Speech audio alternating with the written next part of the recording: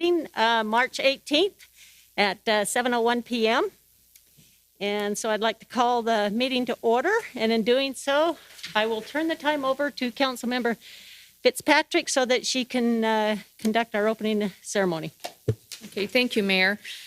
Tonight we are privileged to have, which goes first, the pledge and then the prayer? Yeah.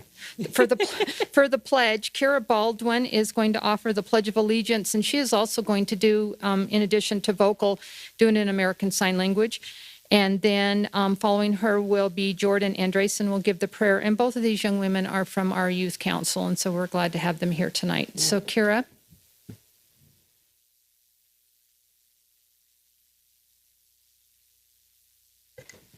Please rise. Please join me in the recitation of the Pledge of Allegiance. I pledge allegiance to the flag of the United States of America and to the republic for which it stands, one nation, under God, indivisible, with liberty and justice for all.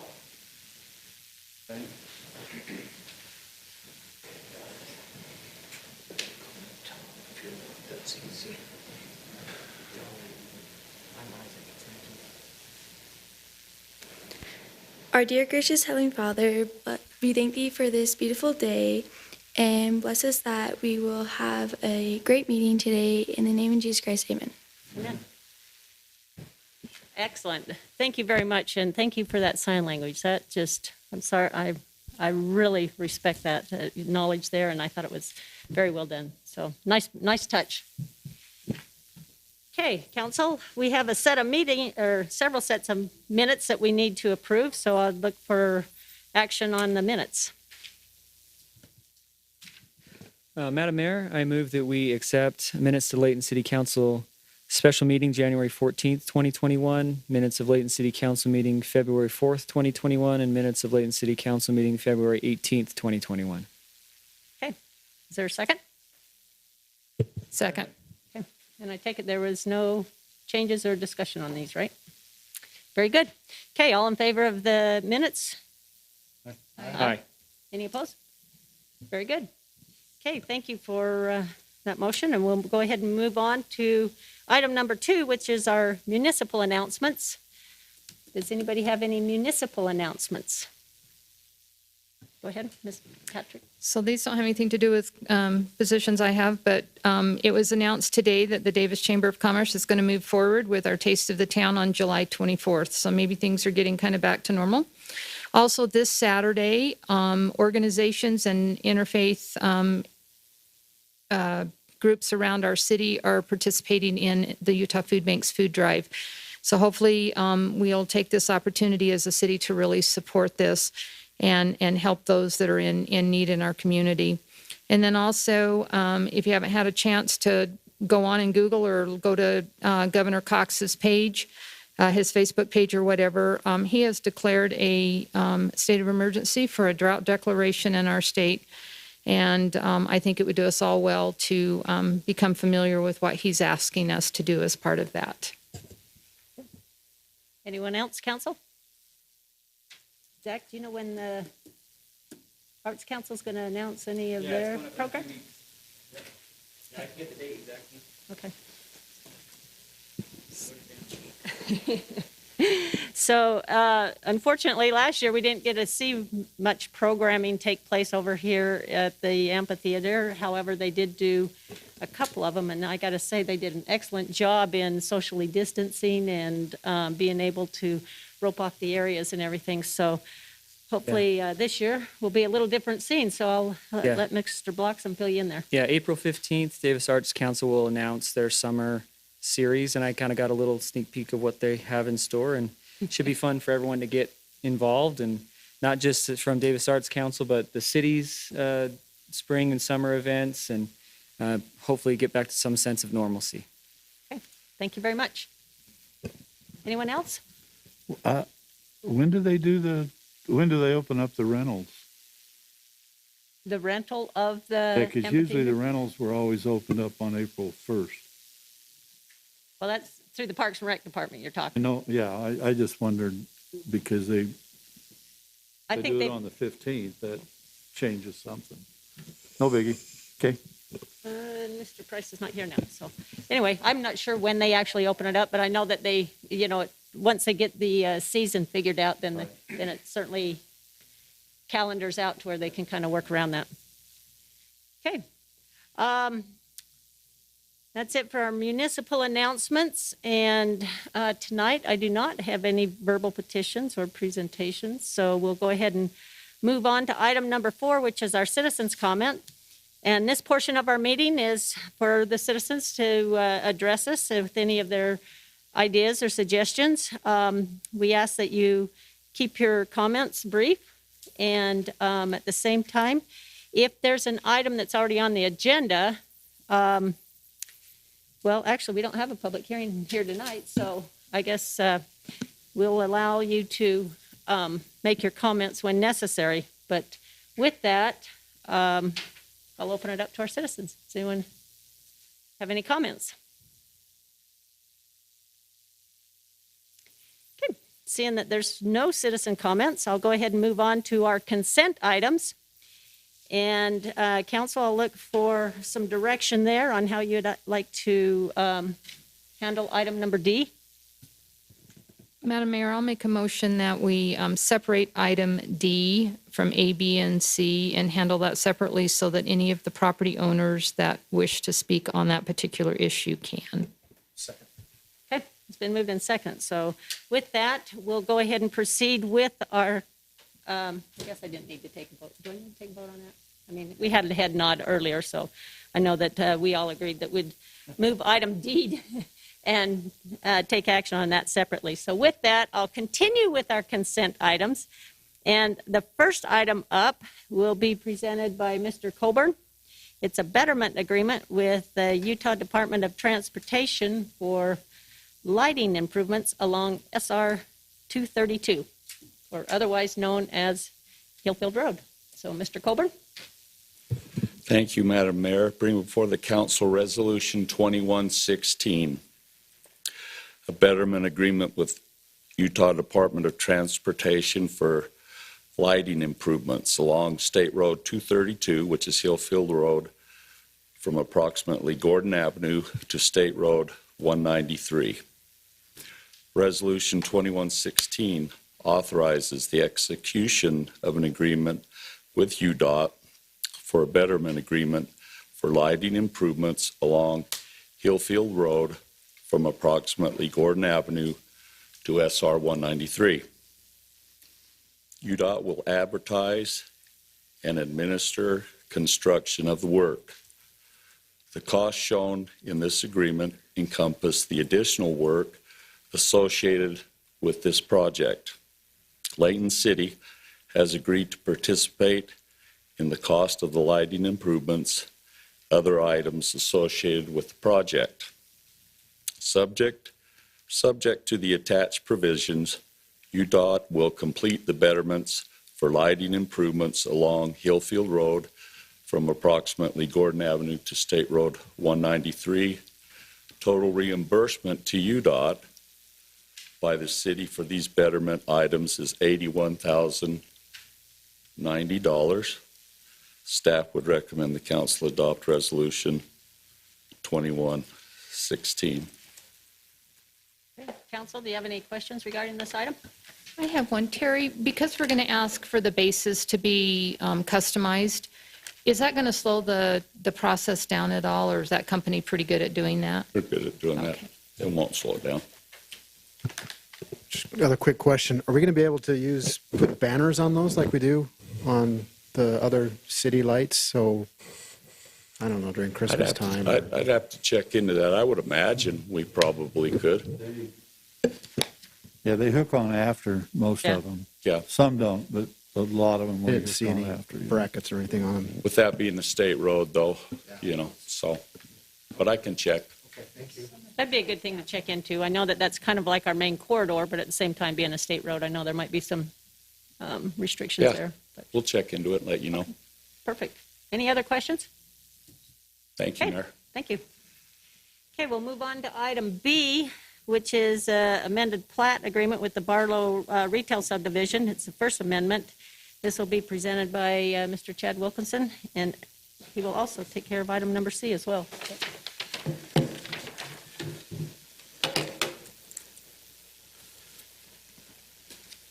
Thank you, Mayor, Council. A couple of items to talk about tonight. The first is a plat amendment.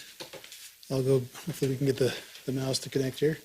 This is an amendment to the Barlow Retail Subdivision. This will be the first amendment to that subdivision.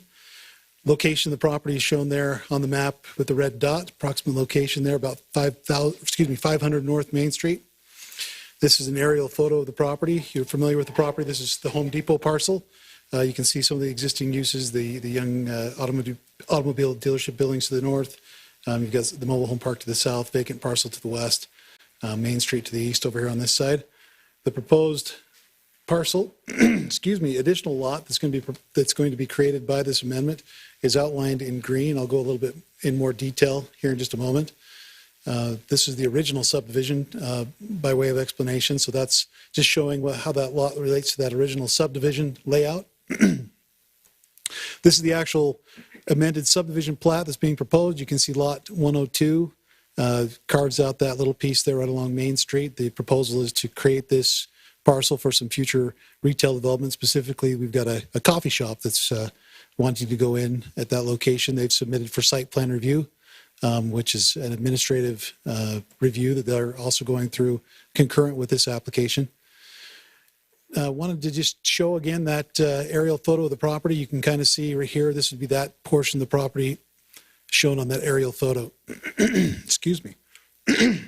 The Planning Commission has reviewed this on February 23rd. They unanimously recommended approval of this subdivision amendment. And we would also recommend that the council approve this subdivision amendment, and I'd be happy to answer any questions. Okay, Council? I think Chad knows what I'm going to say. So I took a drive out there today. So along the west side, the first parking row was about 3/4 taken with large equipment. Across from that, about a little over half of that was taken by large equipment. And you move towards the center of the parking lot, 2 whole rows, and I mean rows on both sides, are completely blocked off with all of summer stuff. They were putting up fencing for another area, and then everything to the east of the building was completely full of, you could barely maneuver back in there with all of the equipment and bags of whatever. And then a few parking spaces out along the edges also had machinery in them. So my concern is we're going to give up a row of parking or 2 rows of parking probably for this building. They're already limited. Take a look at just the aerial here, the number of cars, and I don't know when this was taken, but I'm worried about allowing this and allowing Home Depot to continue to use up available parking spaces to store. And by machinery, I'm talking backhoes and front loaders and things on trailers. And I mean, they're everywhere.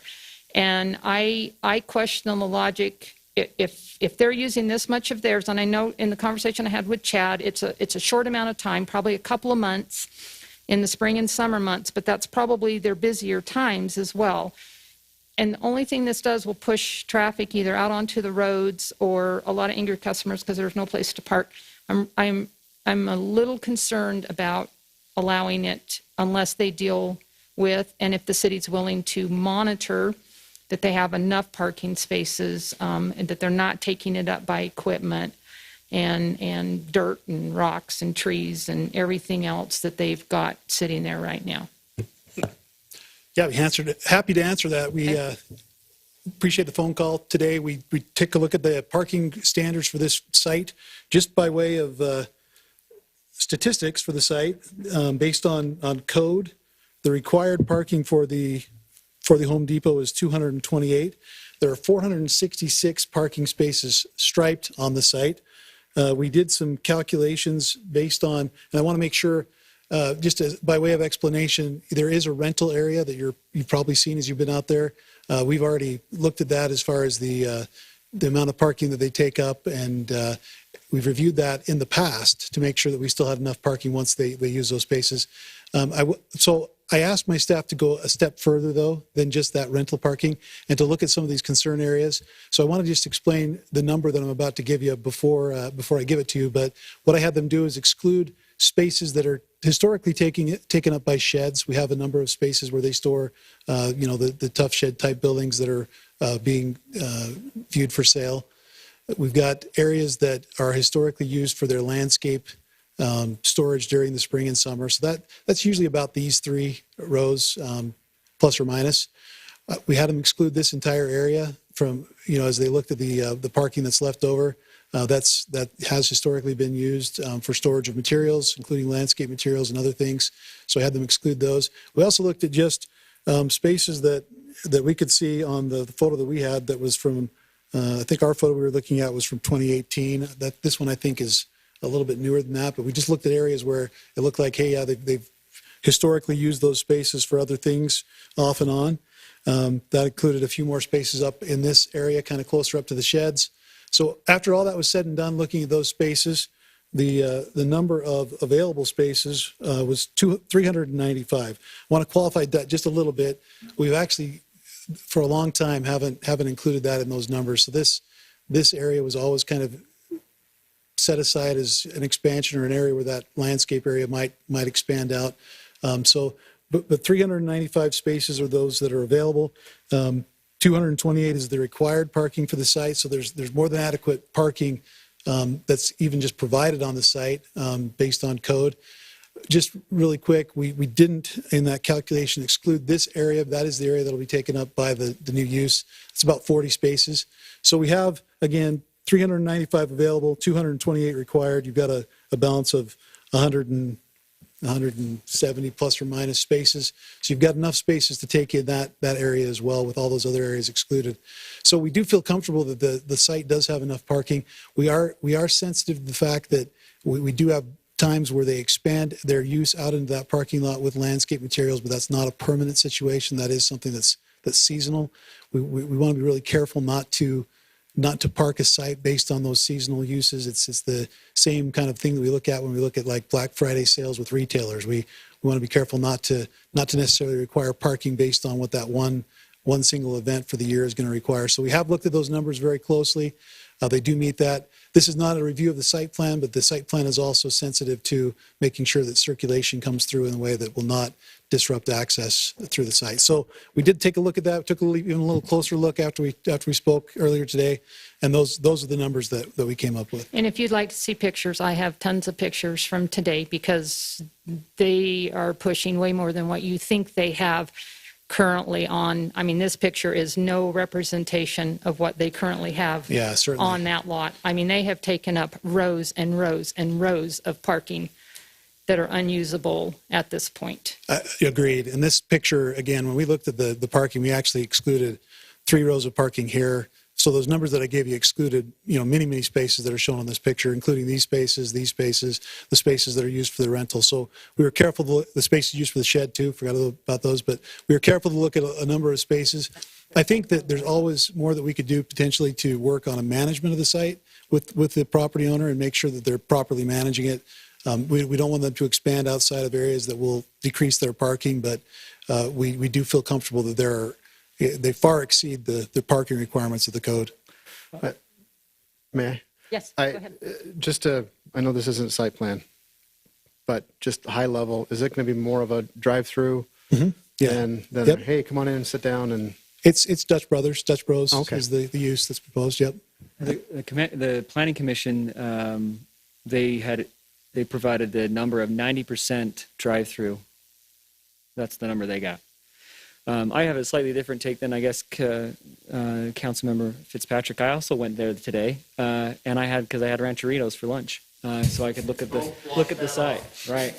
So, and I think this is a really good idea because we have these big box stores and we have giant parking lots, and we've been talking about how do we get more commercial development in these black holes of parking lots. And so when I was there, I didn't do any of the look around to see the rest of the parking lot. I just looked where the site was going, and there wasn't anyone parked there.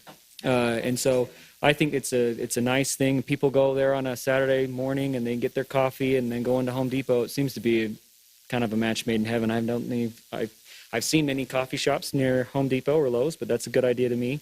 And I think it's thinking outside the box is exactly kind of what we want if in this kind of Main Street area.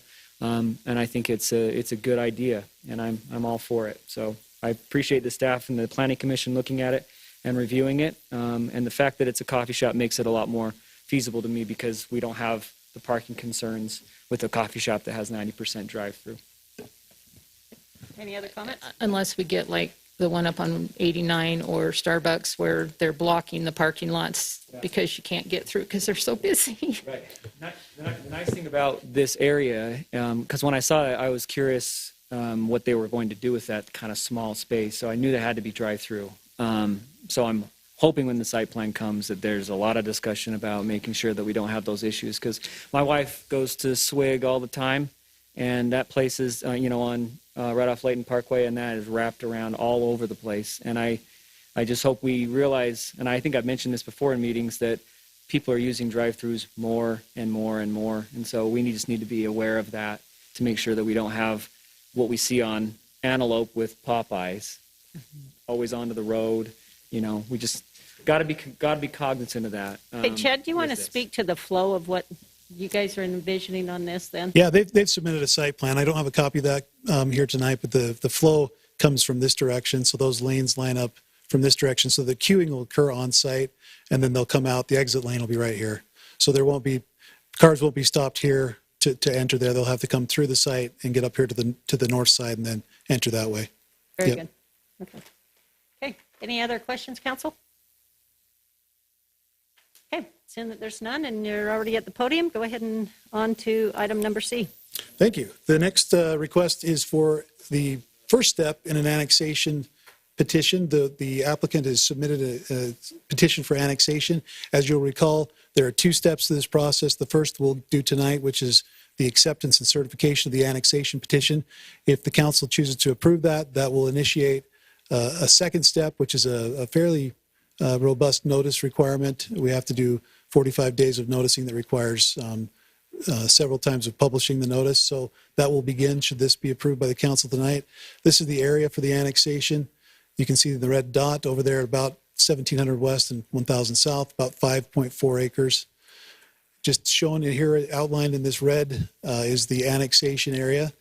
Again, that 5.4 acre area. It's a little bit of an island there right now in the city.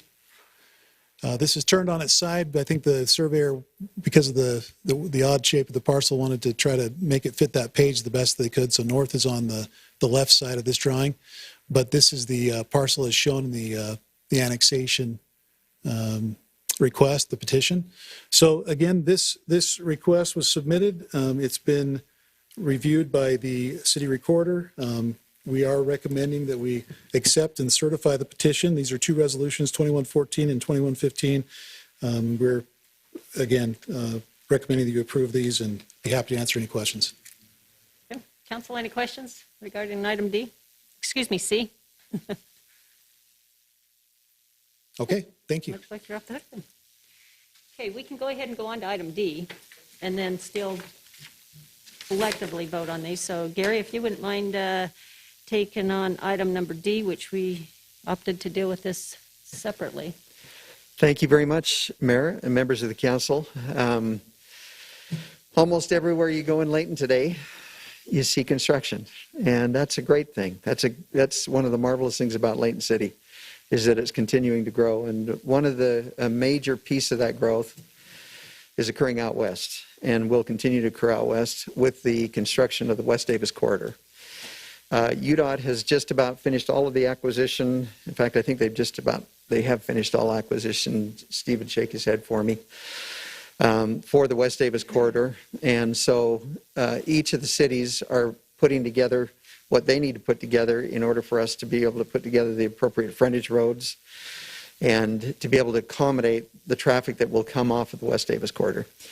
Part of that inevitably involves acquisition of private property. And since the beginning, since I first started here in Layton, I still remember my first project in acquisition. It was up on Antelope Drive. And I remember sitting at a table with Grub Nalder. I don't know if any of you know who Grub was, but he used to cook for Sills all the time, and he owned the sheep farm right on the corner of Church Street in Antelope. And I remember, the many conversations we had with Grub regarding the acquisition of the property. And that is principally the way that the city has approached the acquisition of property. Instantly, when we find out about these projects, we generally will go out and visit with the individuals involved to give them a heads up that this is even going to happen. Because the worst thing in the world you can do is to surprise somebody with something that's going to be coming down the road. And Steve, as early as last summer, was able to go out and meet with some of the good property owners, and there are good property owners on these properties out there. They love their property. They have a real desire. We haven't noticed any negative or animosity about growth. They know that growth is coming that direction. And in fact, the interesting thing about acquiring property and improving property is oftentimes that will increase the value of the property, the underlying property, even though at the time that it all happens, everybody would rather it not happen, right? And so the state, of course, has put together a number of rules that we have to follow in order to be able to accommodate the acquisition of real property. And Dave asked me at the beginning, or Councilman Thomas, sorry, asked me at the beginning of tonight why we always had to use the word eminent domain in just about everything that's written about the acquisition of property. And principally, that's because there's a state requirement as to exactly what you have to say when you go to deliver messages and information to people. Our requirement is, first of all, that we go out and we meet people. We can't actually negotiate for a purchase price until the appraisals are actually completed. And in this case, the appraisals, and I'm going to say the appraisals were completed late.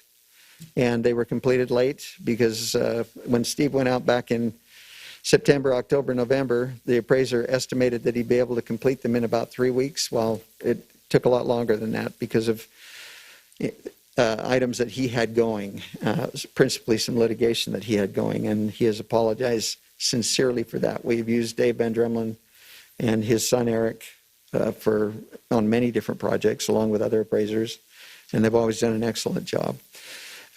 So we are in a little bit of a crunch. I'm the first to admit that, but at the same time, engineering has not let moss grow under their feet. And they've got everything planned and everything put together for the completion of this project. We had the opportunity of meeting Tuesday with the contractor, and we know what they need. We have also had the opportunity of meeting with the property owners on a number of different occasions to be able to discuss the issues regarding the property. We will be meeting again tomorrow with both the canal companies and with a couple of the property owners tomorrow. And I met with one this afternoon. And so we will continue to do that until we've had the opportunity of acquiring the property the way that this resolution talks about, and that is through negotiation. The resolution is required to have in it a provision which indicates that if we can't do it by negotiation, that the resolution authorizes us to do it by condemnation. It is never the intent of the city to proceed with condemnation. Could it occur? Absolutely could occur. But will it occur? Will it likely occur? Based on my experience with the acquisitions that have occurred in the past, it's not likely to occur.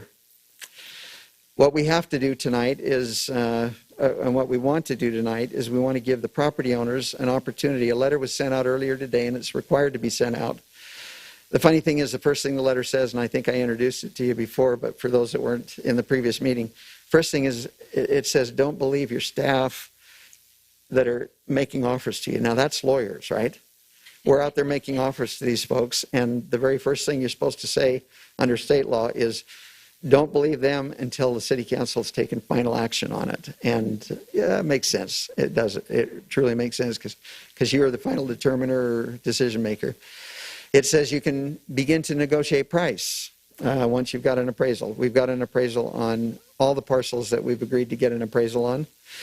It indicates that as we do those appraisals, that we must have somebody go on site with the property owner so that we can hear what they think about the value of the property. And the property owners know best those little intricacies of things that their property is involved in their property. And so as we go out, usually the second step after we get Steve or myself out there talking to property owners is to have the engineer accompany us out there and to be able to walk through what will happen to their property with an engineer there. And so with the resolution tonight and with the letter that went out the other day, it was indicated in the letter that this is the opportunity of the property owner to come in and to address you regarding issues that they're concerned about. We will continue as a staff to continue to work on those issues, but I want to show you who the property owners are. There are about 5 of them, and could we put that up, Steve? And we'll introduce you to them. Oh, I knew it'd be that small. Shoot. Can I go get my specs? They won't help you. It won't help.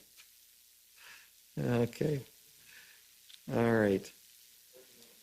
Let's start in the south. Okay. Oh, there you go. Well, amazing what computers can do. So the majority of this property, let's see if I can get this working for me. The majority of the property down here belongs to the LDS Church. And so we've been dealing with both PRI and also the agricultural end of the LDS Church. And we've had some good meetings with them, continue to have good meetings. As early as this afternoon, we had another meeting with them by telephone or by Zoom. And there were some changes that they would like to see made that we can certainly accommodate. But that's the type of interchange that has to occur as we're making these acquisitions and in some cases exchanges. Can I tell you about the exchange that we will make?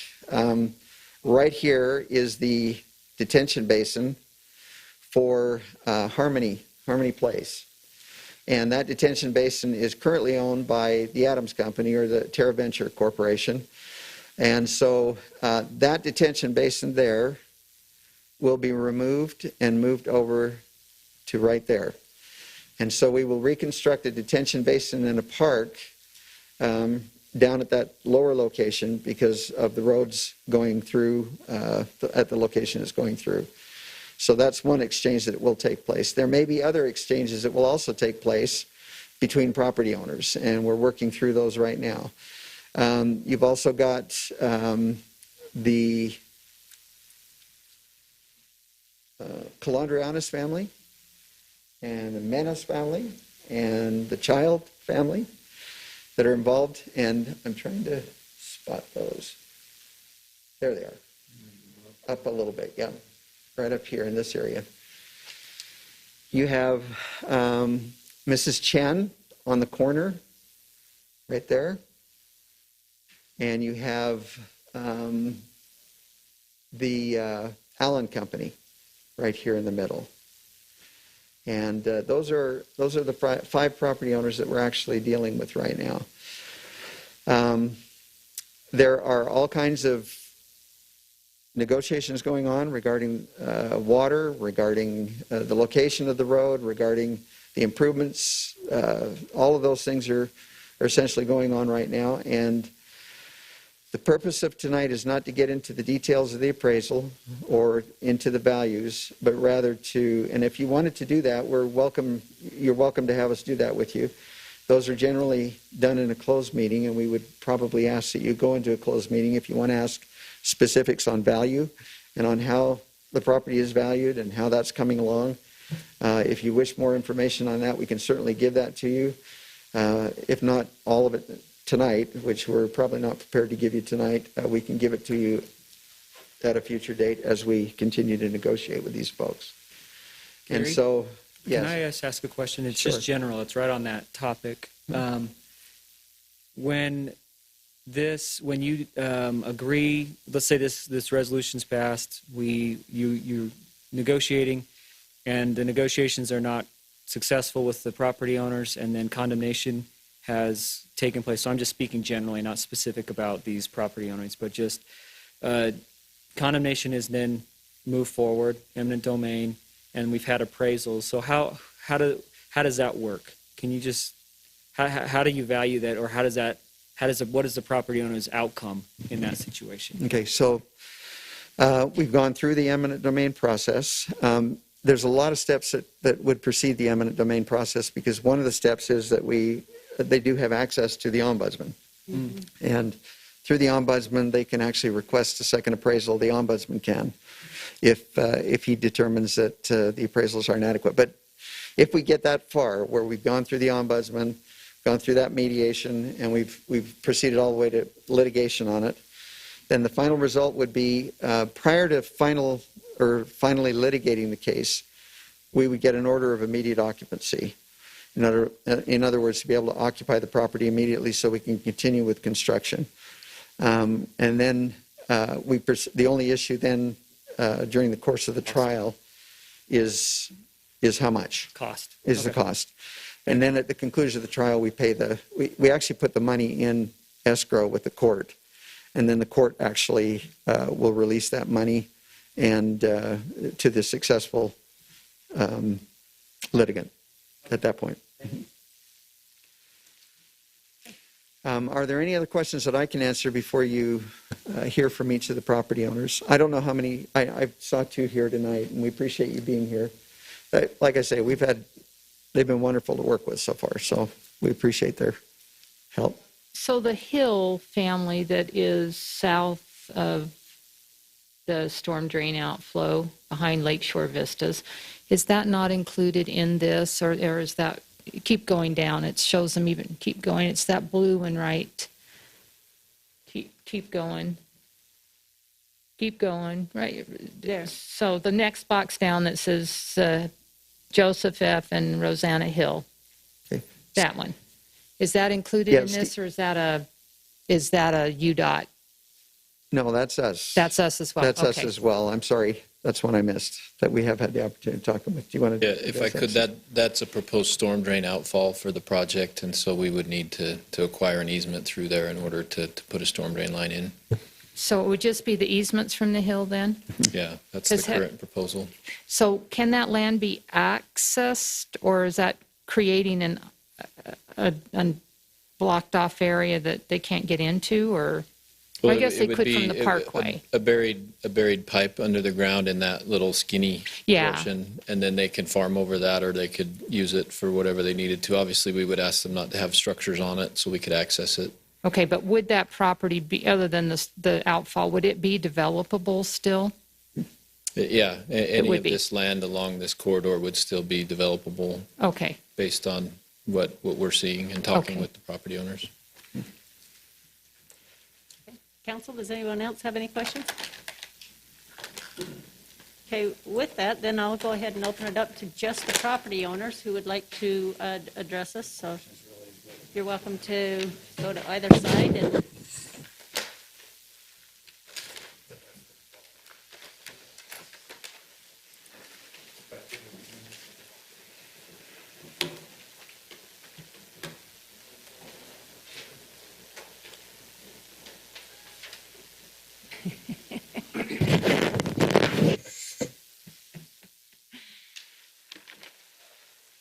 I'll leave the pointer here in case you wish to use it. Everyone press right here.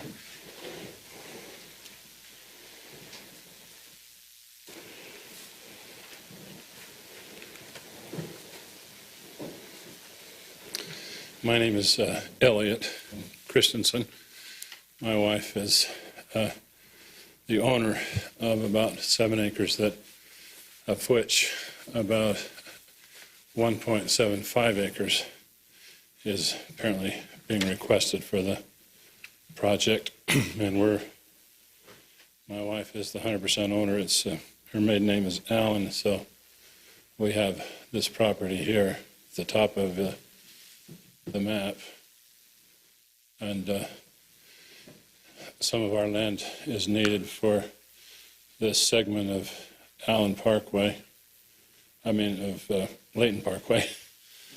Can't name it after my wife here, but so we have that segment. Then we have a strip on the east side of 2700.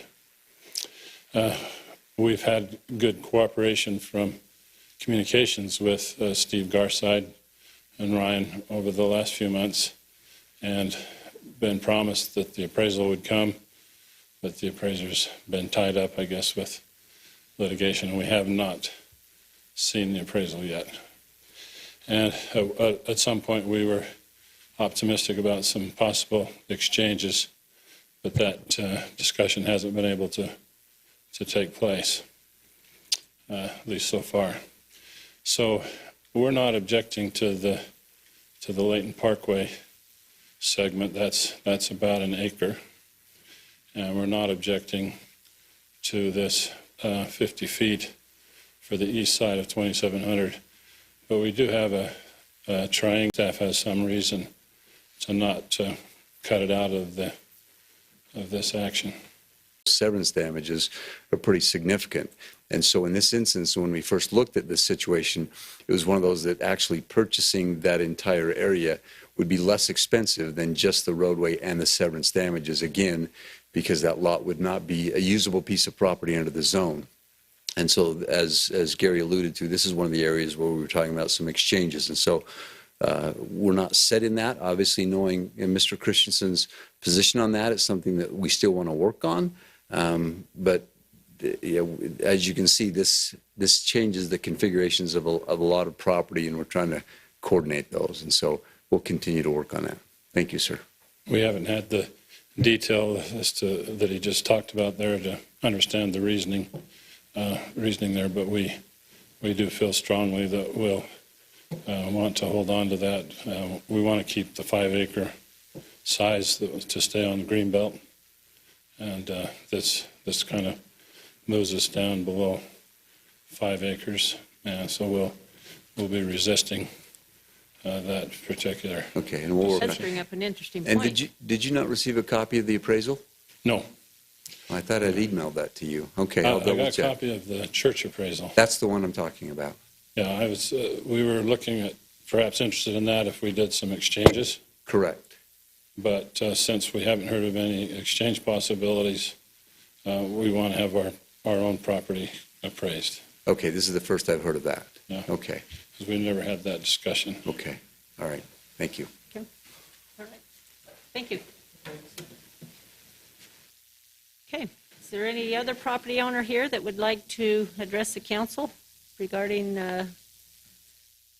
the acquisition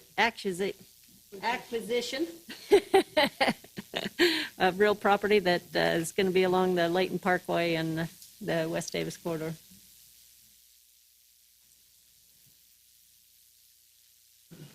Okay. No one? Very good then.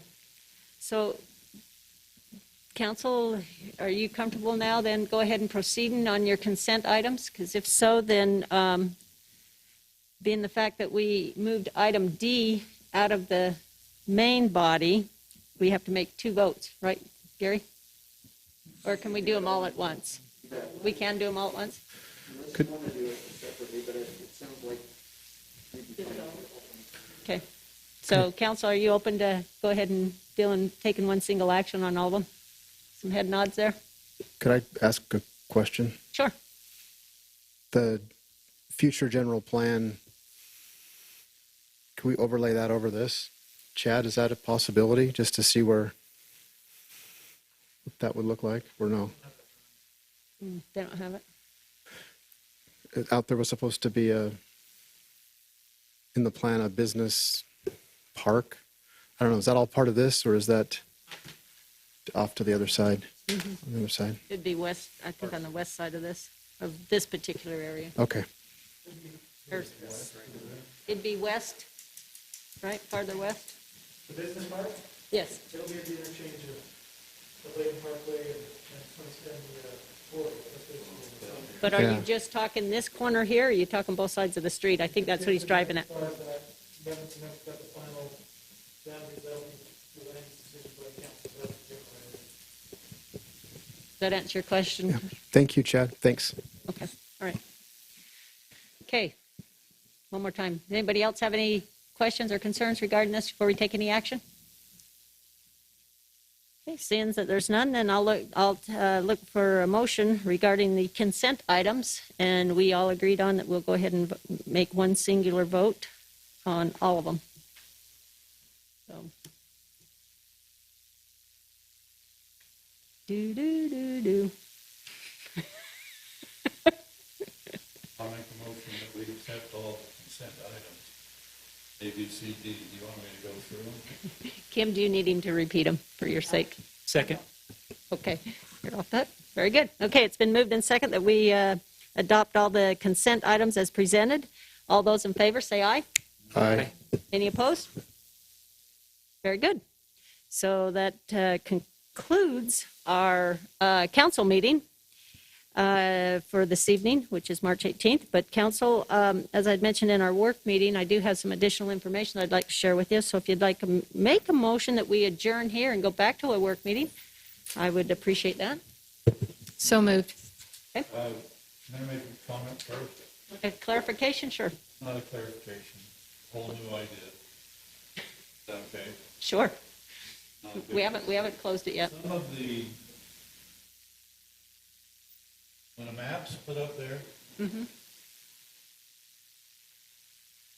not everybody knows where these things are, okay? I mean, I've lived here as long as most. I have to study it pretty intently. It'd be nice, I know it's more work, and I hate to say this, but if we could get some pictures, you know, like if we're talking like McDonald's is gonna disappear, that's different, because we know where McDonald's is, but, you know, a piece of property that maybe something's on it. So some point of reference to understand the area we're Down honing in the on? corner, doesn't have to be a big deal. You know, if we're selling a piece of property or buying it, I can tell you, I know where it's at because it's got this building on it or something. Okay. But sometimes you know, there's one piece tonight I was struggling with, the one south part, Stevenson. And I'm trying to think, well, where is it? I think it was Stevenson. Anyway, I'm just throwing that out. I didn't know where else to throw it, so. Okay. Well, that's a recommendation that I'm sure our city manager, Alex, will go ahead and address with the staff, and we'll try to do that going forward then. So thank you. Okay, council, we can adjourn. Thank you, everyone, for attending our meeting. I know that we have several of our youth council here, and Mr. Tommy Tudor as well. So, And we also had young people from Weber State and Layton High just here because they had nothing better to do on a Thursday night. So welcome. And we have our chairman of our planning commission. So thank you very much for attending. Can we just stay right